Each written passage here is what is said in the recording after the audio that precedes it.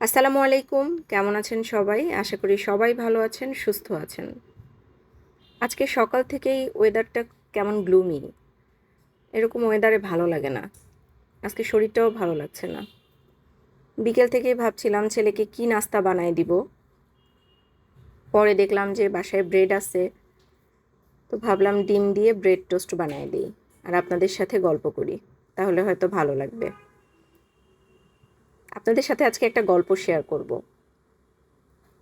আজকে আমার ছেলেকে স্কুল থেকে আনতে গিয়েছিলাম যখন, তখন অনেক অনেক দিন পর একটা ভাবির সাথে দেখা। ভাবি যেহেতু অনেক দিন পর দেখার, ভাবি মেকআপ করে, মুখটুক বাঁধা ছিল, আমি ভাবিকে প্রথমে চিনতে পারিনি। ভাবি আমাকে দেখে চিনে আমার সাথে কথা বলতে আসছে। তো অনেক দিন পর যেহেতু দেখা, আমরা একটা জায়গায় বসেছিলাম কথা বলার জন্য। ওখানে বসার পরে ভাবি ভাবি মেকআপ খোলার পরে আমি ভাবিকে দেখে অবাক যে কেমন মলিন হয়ে গেছে, কেমন চেহারা হয়ে গেছে। তো কথা বলতে বলতে জানলাম যে ভাবির ডিভোর্স হয়ে গেছে ভাইয়ার সঙ্গে খুব রিসেন্টলি। এবং ডিভোর্সের যে কারণ, সেই কারণটা শুনে আমি আসলে আকাশ থেকে পড়ে গেছি। আমি স্পিচলেস হয়ে গেছি, আমি কিছুই বলতে পারি নাই। কারণ তারা বেশ হ্যাপি কাপল ছিল, আমরা যতটুকু দেখেছি জেনেছি। তো এরকম একটা মানুষ একটা মানুষের সাথে বিট্রে করতে পারে, সে এটা আসলে আমার বলার ভাষা খুঁজে পাচ্ছিলাম না। আর আমি স্টিল নাও আমি বিলিভ করতে পারছি না যে ভাইয়া ভাবির সাথে এরকম করছে। ভাবির 9-10 বছরের সংসার, তাদের একটা বেবিও আছে। আর ওই যে বললাম, তাদের আমরা যতটুকু দেখছি যে তারা হ্যাপি কাপল ছিল। আর ভাবি যেহেতু খুবই পর্দানশীল মহিলা, মানে সে একদমই পরপুরুষের সামনে যায় না, খুবই মেকআপ করে, বাইরে বেরোলে চোখ ছাড়া তার কিছুই দেখা যায় না। সে আসলে খুব ভালো ছিল, তার সাথে যতটুকু মিষ্টি জানি। ভাইয়াকেও জানতাম, সে নামাজ কালাম পড়ে, ভদ্র মানুষ, কম কথা বলে। কিন্তু আসলে এভাবে তার ক্যারেক্টারটা জানতে পারবো, এটা খুবই আশাহত হইলাম আর কি শোনার পরে। তো রিসেন্টলি যেটা ঘটছে, যে কিছুদিন আগে ভাইয়ার অফিসে একজন কলিগ জয়েন করে। অবভিয়াসলি মেয়ে কলিগ ছিল সে। তো মেয়েটা জয়েন করার পর থেকে কাজ বুঝে না, কাজ করতে পারে না ঠিক মতো। এই জন্য তার সিনিয়র যারা আছে বা তার কো কলিগ যারা আছে সবাই মেয়েটাকে ইনসাল্ট করতো, বকাবকি করতো। এই জন্য মেয়েটা কান্নাকাটি করতো, মানে ডিপ্রেসড হয়ে যাইতো। এটা দেখে ভাইয়ের মনে মায়া জন্মায় আর কি, দরদ হয়। তো সে মেয়েটাকে হেল্প করে, বিভিন্ন কাজ শেখানো, বিভিন্ন কাজে পারফেক্টলি করার জন্য হেল্প করে। এরকম করতে করতে করতে করতে মেয়েটা ভাইয়ার প্রতি উইক হয়ে যায় নাকি। তো একটা সময় এসে ভাইয়াকে জানায় যে সে ভাইয়ার প্রতি উইক হয়ে গেছে এবং তাকে বিয়ে করতে চায়। তো ভাইয়া তখন নাকি তাকে জানায় যে এটা, ভাইয়া ভাবিকে বলছে যে ভাইয়া জানায় যে আমি ম্যারিড এবং আমার বেবি আছে। তো মেয়েটা তারপরেও নাছোড়বান্দা যে না, পৃথিবীতে আসলে ছেলেপেলের অনেক নাকি অভাব পড়ছে, তো ভাইয়াকেই তার লাগবে এবং তাকেই সে বিয়ে করবে। যদি সে প্রথম বউ রেখেও তাকে বিয়ে করে, তাও সে বিয়ে করবে। দুই বউ শহরই সে মানে সতীনের সংসার করবে। তো এক পর্যায়ে নাকি ভাইয়াও মেয়েটার প্রতি এরকম চাইল্ডনেস বিহেভিয়ার দেখে গলে যায়, পটে যায়, উইক হয়ে যায়।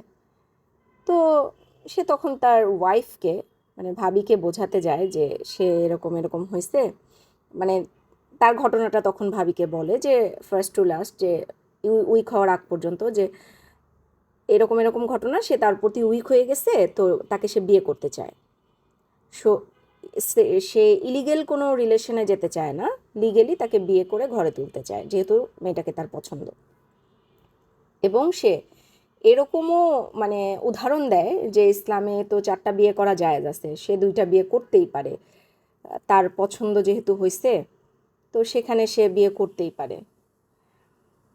তো ভাবি শোনার সাথে সাথেই বলে যে না, এটা এভাবে সে কোনোদিনই সংসার করবে না এবং এটা মানে অসম্ভব পুরাই। বরং ভাবি তাকে উল্টা বুঝায় যে দরকার হলে চাকরি ছেড়ে দিতে, অফিস থেকে চলে আসতে, অফিস থেকে, কিন্তু এই সম্পর্ক সে মানবে না। সে কন্টিনিউয়াসলি ভাবিকে বোঝাতে থাকে। এটা নিয়ে তাদের মধ্যে অনেক অশান্তি। ভাবির পারমিশন চায় বিয়ের জন্য, ভাবি দেয় না। ইন দ্য মিন টাইম সে ভাবিকে বোঝাতে বোঝাতেই ভাবিকে না জানায় ওই মেয়েকে বিয়ে করে আলাদা একটা বাড়িতে রাখে।